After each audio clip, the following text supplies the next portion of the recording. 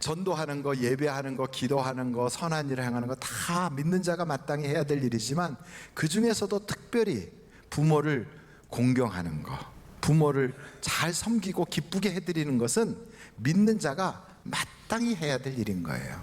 그래서 믿는 사람들이 이런 일을 마땅히 해야 됨에도 불구하고 잘 안 해요. 그냥 나는 하나님 앞에 했으니까 부모님한테 안 해도 돼, 이런 생각을 하는 사람들도 있어요. 내가 교회 가서 열심히 하니까 안 믿는 부모님한테는 그냥 적당히 넘어가도 된다, 이렇게 생각하는 사람들을 위해서 성경에서 절대로 그러면 안 된다는 거예요. 사람의 교훈으로 하나님의 말씀을 어기면 안 된다는 거예요. 그러면서 이렇게 표현하고 있어요. 보이지 않는 하나님을 어떻게 아버지라고 부르느냐 이거예요. 보이는 자기 부모도 섬기지 못하면서, 쉽게 말하면 보이는 부모님도 공경 안 하면서 보이지 않는 하나님 아버지를 어떻게 섬길 수 있느냐? 그건 불가능하다는 거예요. 보이는 부모님에게 잘해야 하나님에게도 잘할 수 있다는 거죠. 이 성경이 기록된 것은 지금부터 몇 년 전쯤 될까요? 약 2000여 년 전에 성경이 기록이 됐어요. 그러니까 이 성경의 부모님들은 그 시대의 부모님들을 생각해서 기록한 거예요. 근데 그 당시에 부모님들은 어떠셨는가? 그들이 자녀에게 모든 재산권을 다 가지고 있어요. 그러니까 그 당시에는 재산하면 오늘날과 같이 무슨 IT 산업이나 무슨 뭐 PT나 BT나 이런 거 있는 게 아니거든요. 그냥 그 옛날에는 농사 짓거나 아니면은 뭐 무역을 하거나 이런 거 정도인데, 그 모든 재정 경제권은 부모가 다 가지고 있는 거예요. 그래서 그 부모가 자기가 기뻐하는 자녀에게 그걸 물려줄 수도 있고 그렇게 안 할 수도 있어요. 그러니까 절대적인 권력을 가지고 있어요. 뿐만 아니고 당시의 모든 사회 문화 그리고 그 당시의 문명은 다 그 부모님들이 중심이 돼서 이끌어가고 자녀들은 종속적으로 끌려가는 거예요. 부모가 양반이면 자식도 양반이고, 부모가 평민이면 자식도 평민이고, 부모가 노예면 자식도 종인 거예요. 그러니까 부모의 신분을 그대로 이어가요. 이런 사회라면 부모의 그 권위가 절대적이지 않겠습니까? 그런데도 성경에 보면 부모 말을 어지간히도 안 들어요. 그러니까 자식은 옛날이나 지금이나 비슷한 것 같아요. 그래갖고 그 안 듣는 그 자녀들이 몇 가지 예로 나오는데, 한번 여러분 성경 찾아보시겠습니까? 마태복음 21장 28절부터 31절 한번 같이 읽어보시겠어요? 시작. 그러나 너희 생각에는 어떠하냐? 어떤 사람에게 두 아들이 있는데 맏아들에게 가서 이르되 예 오늘 포도원에 가서 일하라 하니 대답하여 이르되 아버지 가겠나이다 하더니 가지 아니하고, 둘째 아들에게 가서 또 그와 같이 말하되 대답하여 이르되 실소이다 하였다가 그 후에 뉘우치고 갔으니 그 둘 중에 누가 아버지의 뜻대로 하였느냐? 이제 거기까지만 보겠어요. 여러분 이거 보세요. 두 아들이 다 부모에 대해서 지 맘대로 해요. 첫째 아들은 포도원에 가서 일하라 그러니까 네 갈게요. 그러고 갔어요 안 갔어요? 안 갔어요. 아마도 자기 생각이 많은가 봐요. 둘째한테는 얘 포도원에 가서 일해라 그랬더니 간다고 그랬어요 안 간다고 그랬어요? 아마 중2 자녀인 것 같아요. 안 간다는 거예요. 그랬더니 혼자서, 부모 없을 때 혼자서 쓱 가서 그냥 이렇게 일을 하더라는 거죠. 그러니까 부모 속을 큰아들이나 둘째 아들이나 다 속삭이는 건 마찬가지예요. 간다고 하고 안 간 놈이나 안 가겠다고 해서 속삭였는데 가서 또 하고 있는 놈이나 다 똑같은 거죠. 그 옛날의 자녀들도 오늘날 자녀나 비슷해요. 탕자의 비유에도 나오잖아요. 아버지가 멀쩡히 두 눈 시퍼렇게 살아계시는데 아버지 돌아가셨다고 치고 나한테 유산 남겨줘요. 이런 자식이 다 있어 글쎄. 돌아가셨다고 치고 빨리 돈을 좀 자기한테 유산 줄 거를 미리 주래요. 여러분 혹시 재산이 있거든 자식한테 줘야 돼요 말아야 돼요? 주지 마세요. 주지 마세요. 언제까지 주지 말아야 돼요? 죽을 때까지 주지 마세요. 언제 죽을지 모르는 거니까. 왜냐하면 돌아가셨다가도 또 살아날 수 있어요. 내가 이제 죽겠구나. 그래서 주겠다고 다 줬는데 병원에 갔다가 멀쩡히 살아서 오시면 그거 다시 돌려달라 이렇게 말해도 자식이 말을 안 들어 먹는다고. 그러니까 얼마나 참 힘들어요. 그러니까 절대로 돌아가실 때까지 주지 마시라고요. 근데 아멘. 근데 어찌됐든 이렇게 달라고 그래가지고 글쎄 그 부모가 그래도 하도 조르니까 줬나 봐요. 그랬더니 그거 갖다 다 팔아가지고 멀리 아버지 안 계신 데로 가는 거예요. 여러분, 아버지 안 계신 데로 가는 이유는 왜 그랬을까요? 아버지한테 참견하지 마라. 그리고 아버지가 귀찮다. 부모님 자꾸 이렇게 뭐라고 저라고 얘기하는 것이 피해서 멀리 도망간 거예요. 자식들은 키워놔도 왼수인가 봐. 그러니까 이렇게 도망가서 거기서 경험도 없는 자식이 돈을 가지고 갔으니 관리들 만나서 좀 이렇게 섭외를 해야 나중에 사업할 때 도움될 줄 알고 갔다가 막 또 이거 대접하고 또 동네방네 아는 사람들 불러가지고 사업의 지경을 넓힌다고 또 이렇게 저렇게 쓰다 보니까 사업도 하기 전에 돈을 대부분 다 썼어요. 그래서 뭔가 이제 시작을 하려고 했더니 경제가 안 좋아서 그냥 다 날려버렸어. 나중에는 먹고 살 길이 막막해져 가지고 돼지 먹는 것도 못 먹을 정도로 그렇게 가난해지니까 그제서야 이제 아버지 생각이 나는 거예요.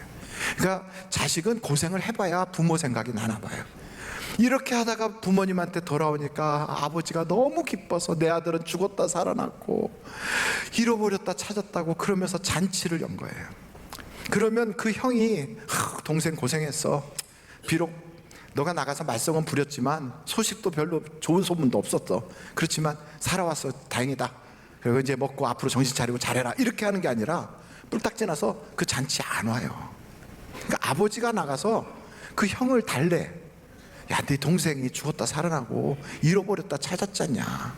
내가 이렇게 기뻐하는데 너 나처럼 같이 함께 잔치에 들어가서 기뻐할 수 없냐?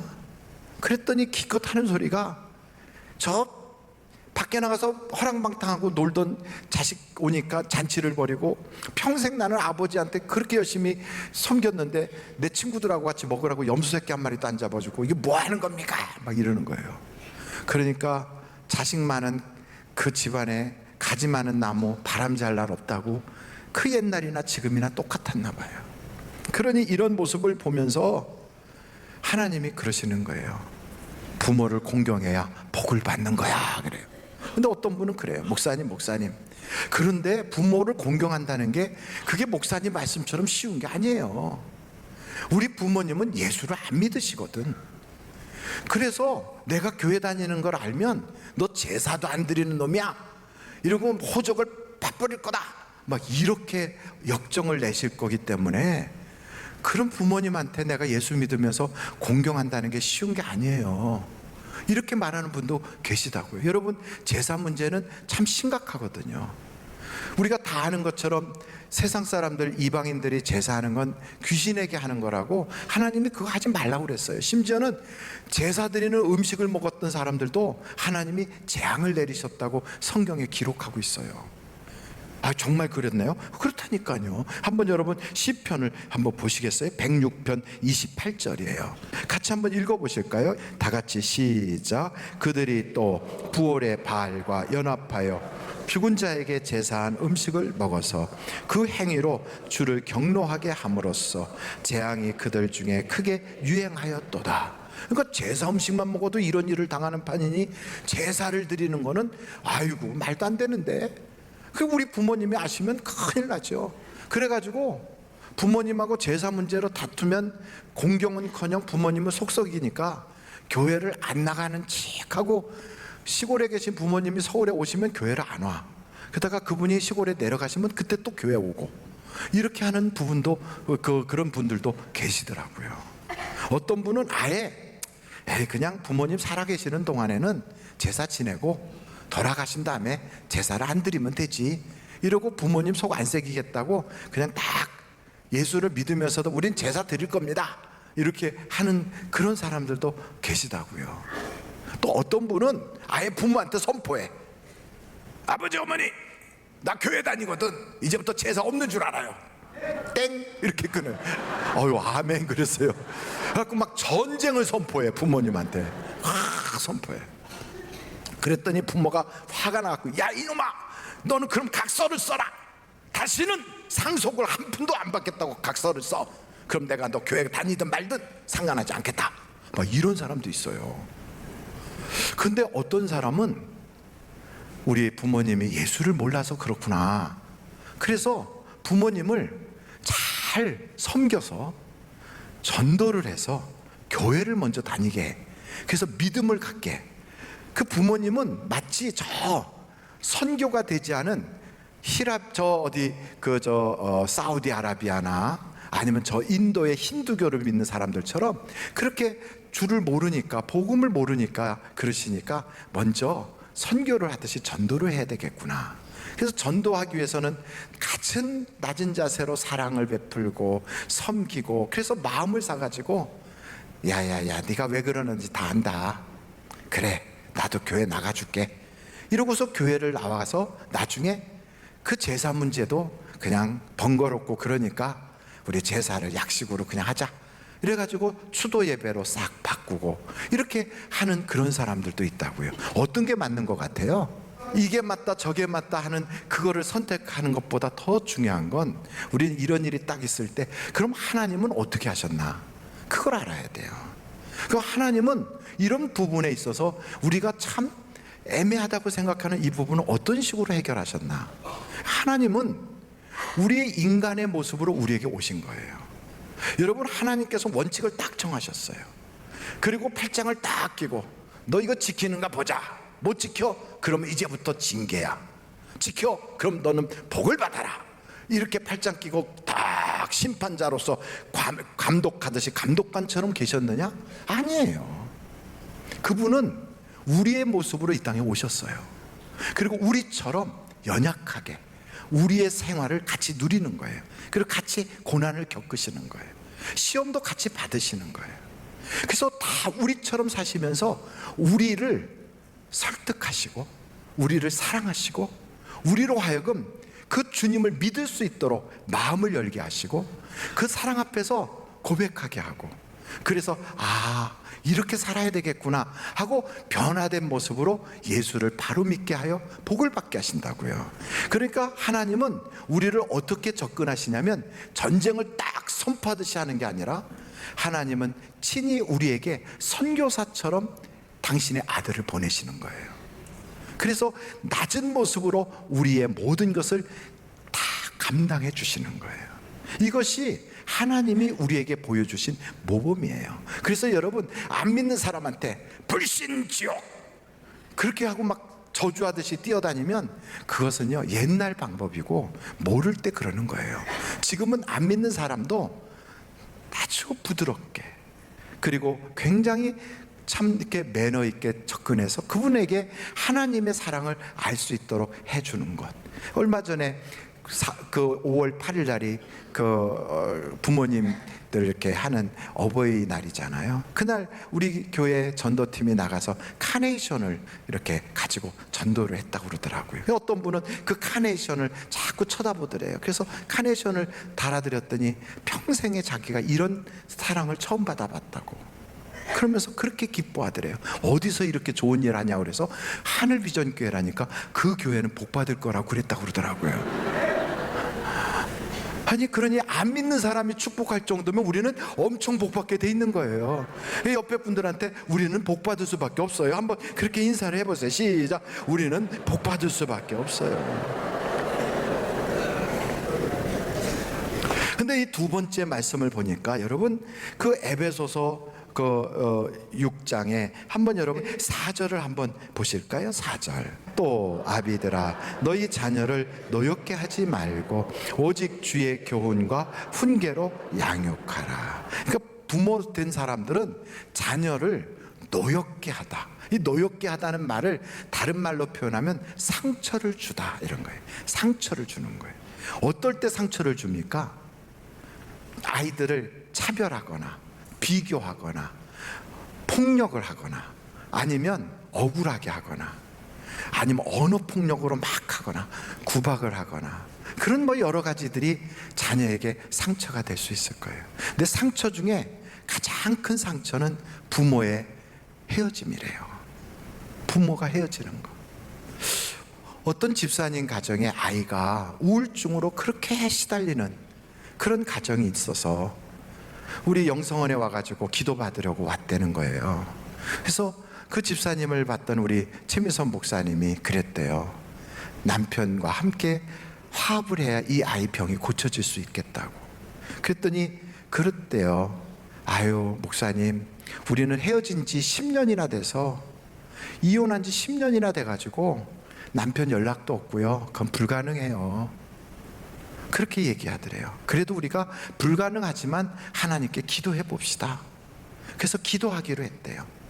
그래서 그 집사님 그 영성원에 와서 계속 기도하고 또 목사님이 기도해드리고, 그렇게 기도했더니 여러분, 기도하면 응답 옵니까 안 옵니까? 응답이 오는 거죠. 글쎄 그 남편이 10년이 된 남편이 글쎄 그 남편이 연락을 했다는 거예요. 글쎄 그러면서 연락만 온 게 아니라 같이 살자고, 혼인신고도 다시 하자고 연락이 왔대요. 그분이 어떤 특수 직종에서 일을 하시는 분이고 연봉도 꽤 되시는 분인데, 그렇게 연락이 오니까 아이가 우울증으로 학교도 안 가던 녀석이 부모가 합친다니까 기분 좋다고 이제 학교 다니겠다고 그런대요.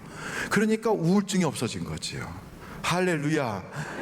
그분이 글쎄 이제 언젠가는 그분이 직접 이제 간증할 때가 곧 오기 때문에 제가 일부러 이름을 공개를 안 해요. 왜냐하면 궁금해야 더 관심이 있을 것 같아가지고.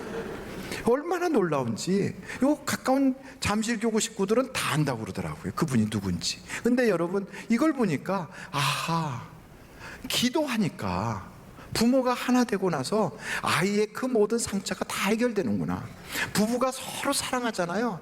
그러면 그 부부가 그 아주 그렇게 관계가 좋으면 애들은 그냥 그 부모로부터 상처받는 이야기를 하고 상처받는 일이 있었어도요, 그 웬만큼 부모 두 분 중에 한 분만이라도 애들을 감싸주는 분 한 분만 계셔도 다 이겨나갈 수 있어요.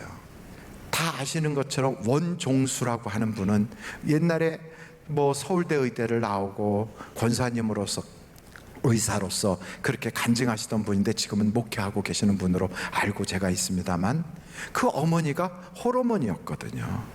그 홀어머니로서 아이들을 여럿을 키우니까 얼마나 경제적으로 어려웠겠어요. 근데 그 어머니가 아이들을 어떻게 키웠냐면 삭바느질 하면서 그렇게 키우는데도 아이들이 기가 안 죽고 그 아이들이 반듯하게 올곧게 자란 거예요. 이유는 뭐냐면 새벽마다 교회 가서 기도하고요, 와서 그 아이들 머리에다가 손 얹어서 한 명 한 명 다 축복 기도해주고 격려해주고 기도로 키웠어요. 그랬더니 아이들이 이 험한 세상에 그 홀어머니 밑에서도 반듯하게 자라는 거예요. 여러분, 자녀에 대하여 내가 어찌할 수 없다 할 때 기도하십시오. 기도하면 하나님은 그 모든 상처가 도리어 양약이 되게 하시고 그것을 이겨나갈 수 있는 믿음이 생겨서 넉넉하게 승리하게 하실 줄로 믿습니다. 성경에 이렇게 우리가 보니까 땅에서 부모님께 잘하고 공경하면 잘되고 장수한댔잖아요. 이 성경에 대표적인 그런 인물들이 등장한다고요. 이 성경은 누구의 말씀이에요?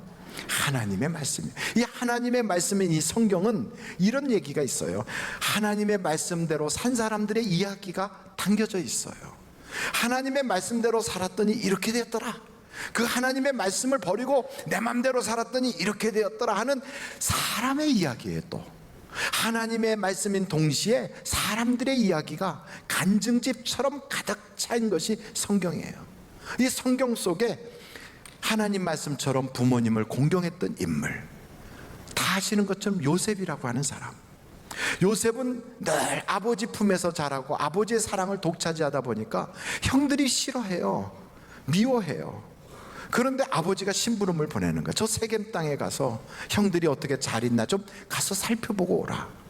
근데 이 요셉이 머리가 좋거든요. 거기 가면 형들이 나를 가만 안 둘 텐데, 형들이 나를 아주 못 살게 굴 텐데, 그걸 알면서도 아버지가 심부름을 딱 보내니까 가잖아요. 순종하잖아요.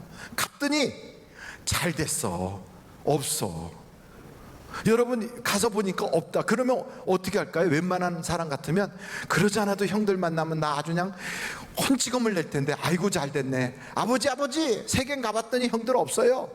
가서 얼마든지 그렇게 얘기할 수 있는데 요셉은 안 그랬어요. 아버지의 뜻이 뭔가를 알고 그대로 아버지를 기쁘시게 해드리려고 형들을 찾아서 막 이곳저곳을 다니다 보니까 지나가는 사람을 만났어요. 혹시 여기서 이런 분들 못 보셨나요? 그분들 저쪽 언덕에서 그 밑에서 지금 양치고 있어요. 그러니까 그 얘기를 듣고 거기를 넘어가서 그 형들한테로 가다 보니까 형들이 멀리서 본 거죠. 야야야, 저 색동저고리 옷 입고는 애가 우리 그저 요셉 아니냐? 맞는데 저 녀석 꿈쟁이라 날마다 아버지한테 우리 그 일러 바쳤지. 아주 오늘 헌찌검을 내버리자. 이러면서 요셉을 잡아가지고 애굽으로 팔아버렸잖아요. 노예로. 얼마나 고생을 했어요. 얼마나 인생이 안 풀리고 힘들었어요. 그런데도 아버지를 기쁘게 하려고 공경하다 보니까 자기 인생이 꼬부라지고 망하는 것 같고 꺾이는 것 같았던 그것이 도리어 자기 인생의 기적이 나타나는 축복의 길로 가는 거였어요. 애굽에 가서 그는 얼마나 큰 은혜를 받았습니까? 그래서 여러분, 이 요셉의 마지막 임종 모습을 보면 창세기서 50장 22절 23절을 보십시오. 요셉이 그의 아버지의 가족과 함께 애굽에 거주하여 110세를 살며 에브라임의 자손 3대를 보았으며 므낫세의 아들 마길의 아들들도 요셉의 스라에서 양육되었더라. 다른 말로 말하면 엄청난 부와 권력을 가지면서 자기 자손의 자손을 어디까지 봤냐면 자손의 3대를 본 거예요. 자기 자식의 3대. 그러면 여러분, 그건 증손자 고손자까지 본 거예요. 하나님이 복 주시면 땅에서 잘 되고 장수하리라 한 그 말씀을 그냥 확실하게 이룬 거죠. 그러니까 어떤 사람이 그래요. 병원에 누워 있는데, 목사님, 내 소망이 있다면 내 딸 저 결혼할 때까지만이라도 살아 있으면 참 좋겠어요. 그런 사람들이 있어요. 여러분, 부모에게 공경하십시오. 그리고 부모를 기쁘시게 해보십시오. 하나님이 약속대로 보장해 주시는 거예요. 그래서 세상에 그 어떤 명약보다 더 좋은 것은 부모 공경이에요. 근데 어떤 분은 그래, 목사님 저도 그렇게 하고 싶은데 부모님이 이미 세상에 안 계세요. 어떻게 하면 되지요? 이런 분들이 있어요. 제가 저 미국 리치몬드 교회라고 하는 교회에서 유학생활할 때 전도사로 섬겼거든요. 근데 그 교회는 미국 분과 함께 사시는 어떤 여자 집사님이 계시는데, 그분의 특징은 하여간 주일날만 되면 예배 끝나고 나서 저녁에 자기 집에서 잔치를 벌여요. 그래서 각 집집마다 계시는 어르신들을 다 집으로 모셔가지고, 그래서 거기서 노인분들 다 식사 대접하고 막 그렇게 하는 거예요. 미국 생활이 굉장히 바쁘고 그렇게 힘든데도 하루 쉬는 주일날 그 요리를 해가지고 글쎄 그 어르신들을 한 번 그러는 게 아니라 매주 대접하는 거예요. 그래서 제가 여쭤봤어요. 집사님 이렇게 힘든 일을 어떻게 매주 하세요? 그랬더니 그분이 그러시더라고요. 전도사님, 저는 사실 고아원에서 자란 고아예요. 그런데 제가 미국 남편을 만나서 미국까지 왔잖아요. 와서 보니까 이렇게 연세가 드신 어르신들이 영어도 잘 못하시고 또 다 자녀들이 밖에 나가서 돈 벌러 가시면 집안에 꼭 앉아서 하루 종일 아무것도 할 줄 모르고 그냥 저렇게 계시는 게 너무 마음이 아파서 그래도 한 주에 한 번씩 식사라도 대접하고 싶어서 모셨어요. 그렇게 모셨더니 어르신들이 다 저보고 이름 부르고 아무개 집사, 아무개 엄마 이렇게 불러주는 게 얼마나 좋은지 저는 평생 뵌 적도 없고 얼굴도 모르는 저희 부모님 만난 것처럼 그렇게 행복해요. 그러면서 이렇게 어르신들 섬기는 게 내 부모님 섬기는 거라고 생각하고 하니까 그렇게 좋아요. 기운도 나고 지치지도 않아요.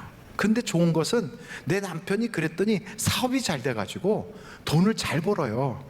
그래서 제가 그냥 나가서 막 이렇게 파트타임으로 이런저런 거 그렇게 일 열심히 안 해도 그냥 토요일 날 음식 다 준비해서 할 만큼 여유 있게 다 해주셨어요. 칭찬도 받고 돈도 넉넉하게 해주시고, 그리고 저도 행복하니까 이보다 더 좋을 일이 어디 있겠어요? 이루시더라고요. 여러분, 정말 여러분의 부모가 계시지 않다면 주변의 어르신들이라도 한 번 꼭 붙잡고, 그리고 사랑한다고 해드리고, 그분들이 좋아하시는 거라도 좀 사다가 가끔씩 드리고, 돈 많이 안 들어요. 사탕 몇 개 사다 드려도 돼요. 그리고 따뜻하게 손잡아 주셔도 돼요. 그리고 여러분이 마음으로 그분들을 잘하는 것만으로도 하나님은 땅에서 잘 되고 장수하게 해주신다잖아요. 여러분, 우리가 복 받는 것은 하나님이 멀리 감춰놓지 않았어요. 우리가 행복해지고 인생이 잘 되는 그 축복의, 그 하나님의 그 축복의 놀라운 복의 근원들은 어디다가 꽁꽁 숨겨놓지 않았어요. 무지개 저 너머에 있지 않아요. 우리 옆에 있어요.